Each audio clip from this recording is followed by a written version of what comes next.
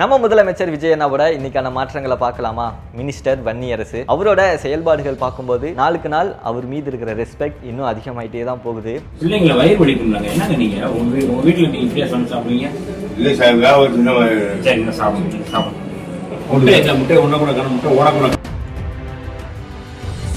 இப்போ ரீசெண்டா திண்டிவனத்தில் இருக்கிற மாணவர்கள் சமூக நீதி விடுதிக்கு சர்ப்ரைஸ் விசிட்டா திடீர்னு போய் ஆய்வு பண்ணியிருக்காரு. அவருக்கு அங்க போனதுமே காத்திருந்த அதிர்ச்சி என்னது அப்படின்னா, ஹாஸ்டல்ல வார்டனே இல்லை. ஹாஸ்டல்ல வார்டன் இல்லை, வார்டன் தான் இல்லைன்னு நினைச்சேன், கேட்ல செக்யூரிட்டியே இல்லை அந்த ஹாஸ்டலுக்கு. அதுவே பெரிய ஒரு அதிர்ச்சியா அவருக்கு இருந்திருக்கு. அதுக்கப்புறம் நேரடியாக கிச்சன்ல போய் பார்த்திருக்காரு. கிச்சன்ல போய் பார்த்ததுக்கு அப்புறம் அந்த சாப்பாடை அவரே டேஸ்ட் பண்ணி பார்த்திருக்காரு. சாப்பாடு வேகாம அரை வேக்காடா இருந்திருக்கு. இந்த சாப்பாடை குழந்தைகளுக்கு கொடுக்குறீங்களே, இது எப்படி சாப்பிட முடியும்? குழந்தைகளோட ஹெல்த் என்ன ஆகிறது அப்படின்னு சொல்லி கடுமையா திட்டியிருக்காரு. அது மட்டும் இல்லாம கிச்சன்ல அப்படியே செக் பண்ணி பார்த்தா அழுகி போன இஞ்சி பூண்டு இதெல்லாம் வச்சிருந்திருக்காங்க. அதை வச்சுதான் அவங்க சமைச்சிருக்காங்க. அதுக்கப்புறம் நேரடியாக மாணவர்களை கூப்பிட்டு விசாரிக்கிறாரு. என்னென்ன கம்ப்ளைண்ட்ஸ் இருக்கு, உங்களுக்கு ப்ராப்பரா முட்டை சிக்கன் மட்டன் இதெல்லாம் போடுறாங்களா அப்படின்னு. எங்க சார் முட்டையே போடுறது இல்லை அப்படின்னு சொல்லிட்டு மாணவர்கள் எல்லாருமே கம்ப்ளைண்ட் பண்ணியிருக்காங்க. தினமும் ஒரு முட்டை போடணும் அப்படின்னு சொல்லியிருக்காங்க. ஆனா தினமும் அவங்களுக்கு முட்டை கிடைக்குதா அப்படின்னா கிடையாது. சிக்கன் போட்டாங்களா? என்ன சாப்பிடு? சிக்கன் சாப்பிடுறியா? முட்டையே போடுறதில்ல, மட்டன் போடுறதில்ல அப்படின்னு சொல்லி நிறைய கம்ப்ளைண்ட்ஸை அடுக்கடுக்கா அங்க இருக்கிற குழந்தைகள் எல்லாம் சொல்லியிருக்காங்க. எல்லாத்தையும் கேட்டுட்டு அந்த சம்பந்தப்பட்ட நபர்கள் மீது கடுமையான நடவடிக்கை எடுக்கப்படும்னு சொல்லியிருக்காரு. மாணவர்களுக்கு தரமான உணவு கொடுக்கணும், டெய்லி முட்டை போடணும் அப்படின்னு அவரு ஸ்ட்ரிக்டா அந்த சமையல் செய்யறவங்களுக்கு உத்தரவு போட்டு வந்திருக்காரு. டிவிகேல சில மினிஸ்டர்ஸ் நல்லா மக்களுக்காக பணி செய்யறாங்க. அதுல மினிஸ்டர் வன்னியரசு அவர்கள் இன்னும் சூப்பரா அவரோட வேலையை பார்த்துக்கிட்டு இருக்காரு. இன்ஸ்பெக்ஷனுக்கு அதிகாரிகளை அனுப்பாம அவரே களத்துல இறங்கி வேலை பார்க்கறது, அந்த வேலை மேல அந்த துறை மேல அவரு எவ்வளவு பற்று வச்சிருக்காரு அப்படின்னு இந்த ஒரு செயல் மூலமா நம்ம தெரிஞ்சுக்கலாம். தேனியோட டிவிகே எம்எல்ஏ அவரோட சட்டமன்ற தொகுதியில் இருக்கிற ஒரு ரேஷன் கடைக்கு சடனா இன்ஸ்பெக்ஷன் போயிருக்காரு. போய் அவர் பார்த்ததுலதான் பெரிய ஒரு அதிர்ச்சியே அங்க இருந்திருக்கு. மக்களுக்கு 12 கிலோ அரிசி கொடுக்கணும். அங்க இருக்கிற அந்த அரிசி மூட்டையை எடுத்து எடை போட்டு பார்த்திருக்காரு. வெறும் 10 கிலோ தான் இருந்திருக்கு. இது 12 கிலோ அரிசி 10 கிலோ தான் இருக்கு. மாண்புமிகு உணவுத்துறை அமைச்சருக்கு நான் அனுப்புறேன். 12 கிலோ வாங்கக்கூடிய மக்களுக்கு 10 கிலோ தான் கொடுக்குறாங்க. 2 கிலோவை திருடுறாங்க. மக்களுக்கு கொடுக்கக்கூடிய அத்தியாவசியமான ஒரு பொருளை இப்படி திருடுறது சரியா? ஒரு மூட்டைக்கு 2 கிலோ திருடி இருக்காங்க அப்படிங்கிறது தெரிய வந்திருக்கு. அதுக்கப்புறம் பருப்பு 1 கிலோ மக்களுக்கு தரணும். அந்த பருப்பு பாக்கெட்டை எடுத்து எடை போட்டு பார்த்திருக்காரு. 750 கிராம் தான் இருந்திருக்கு. அதுலயும் பாத்தீங்கன்னா ஒரு 250 கிராம் திருடி இருக்காங்க. அதை பார்த்துட்டு டென்ஷன் ஆகி அங்க இருக்கிற ஊழியர்களை கடுமையா திட்டியிருக்காரு. 1 கிலோ கொடுக்கக்கூடிய துவரம் பருப்பு 750 கிராம் தான் அவங்க தராசுல காட்டுது.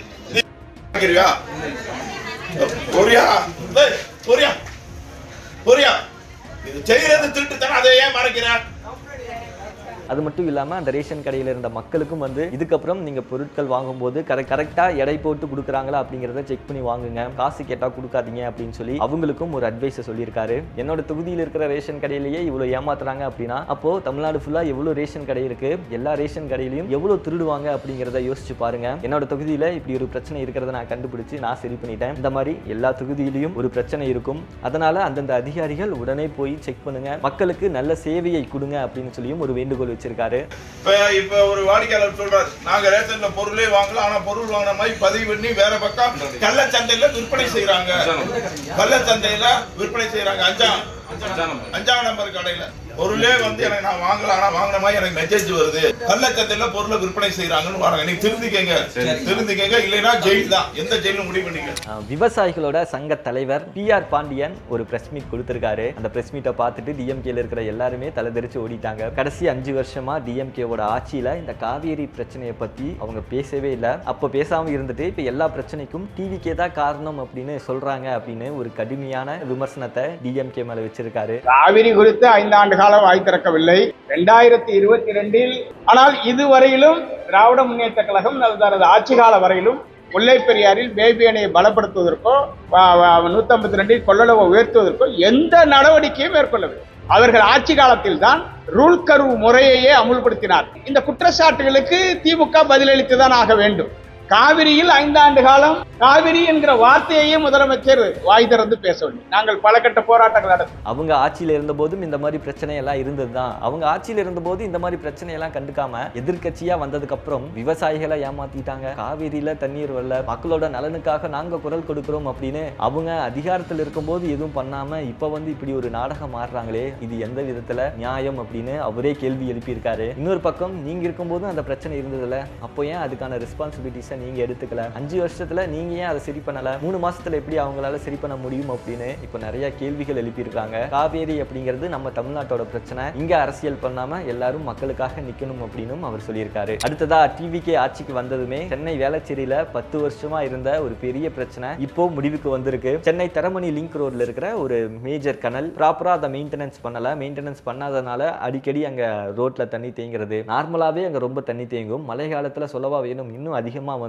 அங்க தண்ணி தேங்கி நின்றுட்டு இருந்திருக்கு. இதை சரி பண்ணணும் அப்படின்னு 10 வருஷமா மக்கள் எல்லாருமே ஒரு கோரிக்கை வச்சிருக்காங்க. எந்த கவர்மெண்ட்டும் இதுக்கான ஆக்ஷன் எடுக்கல. வேளச்சேரி எம்எல்ஏ டாக்டர் குமார் அவர்களுக்கு ஒரு கோரிக்கை வச்சாங்க. உடனடியாக அந்த இடத்துல போய் இன்ஸ்பெக்ஷன் பண்ணி பார்த்து அந்த பிரச்சனையை சரி பண்ணணும் அப்படின்னு சொல்லி ஒரு உத்தரவும் போட்டிருக்காரு.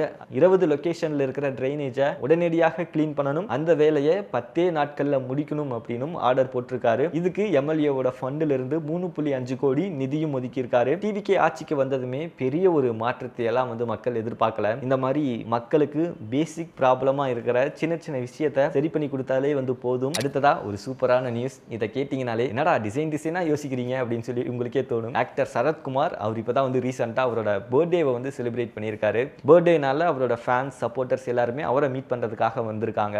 அப்பதான் அவங்களுக்கு பெரிய ஒரு அதிர்ச்சி காத்துக்கிட்டு இருந்திருக்கு. அவரோட சப்போர்ட்டர்ஸ் எல்லாரையுமே நாட்டாமை குடும்பம் அப்படின்னு சொல்லி டாட்டூ போடணும் அப்படின்னு ஒரு உத்தரவை போட்டிருக்காரு. ஐயோ, உத்தரவுன்னு தப்பா சொல்லிட்டேன். ஒரு அன்பான ஒரு வேண்டுகோள் அவர் வச்சிருக்காரு. நாட்டாமை குடும்பம் அப்படின்னு சொல்லி நீங்க டாட்டூ போட்டுக்கிட்டீங்க அப்படின்னா அவரை ஈஸியா அந்த டாட்டூ காமிச்சு நாங்களும் உங்களோட ஃபேன் தான் அப்படின்னு ஈஸியா போய் பார்க்கலாம். அது ஒரு விசிட்டிங் கார்டு மாதிரி வச்சுக்கலாம், ஒரு விசிட்டிங் கார்டு அவரை பார்க்கறதுக்கு. அதனால சரத்குமார் சாரை பார்க்கணும், அவர் கூட போட்டோ எடுக்கணும்னு யாருக்காவது ஆசை இருந்துச்சுன்னா நீங்க எதுவுமே பண்ண தேவையில்லை. நாட்டாமை குடும்பம் அப்படின்னு ஒரு டாட்டூ போட்டுட்டு போனா மட்டும் போதும், உடனடியாக அவரை பார்த்து பேசிடலாம். அடுத்ததான் நீங்க இந்த கவர்மெண்ட் எஸ்இடிசி பஸ்ல லாங் டிராவல் எல்லாம் பண்றவங்களாம், உங்களுக்கு இது ஒரு நல்ல செய்தி. 10 ரூபாய்க்கு நீங்க வாட்டர் பாட்டில்ஸ் பஸ்லயே வாங்கிக்கலாம். பயணி குடிநீர் அப்படிங்கிற ஸ்கீமை வந்து ஸ்டார்ட் பண்ணியிருக்காங்க. இது அம்மா குடிநீர் அப்படின்னு சொல்லிட்டு ஜெயலலிதா அம்மா இருந்த பீரியட்ல அவங்க ஸ்டார்ட் பண்ணி வச்சாங்க. அதுக்கப்புறம் அதை தொடர்ந்து கண்டினியூ பண்ணாங்களா அப்படின்னா கிடையாது, கண்டினியூ பண்ணாம அதை அப்படியே விட்டுட்டாங்க. இப்போ திரும்ப அந்த ஒரு ஸ்கீமை கொண்டு வந்திருக்காங்க. அம்மா குடிநீர் அப்படிங்கிறதுக்கு பதிலாக பயணி குடிநீர் அப்படின்னு சொல்லி பெயர் மாற்றம் பண்ணி எஸ்இடிசியில் டிராவல் பண்ற மக்களுக்கு வாட்டர் அவைலபிளா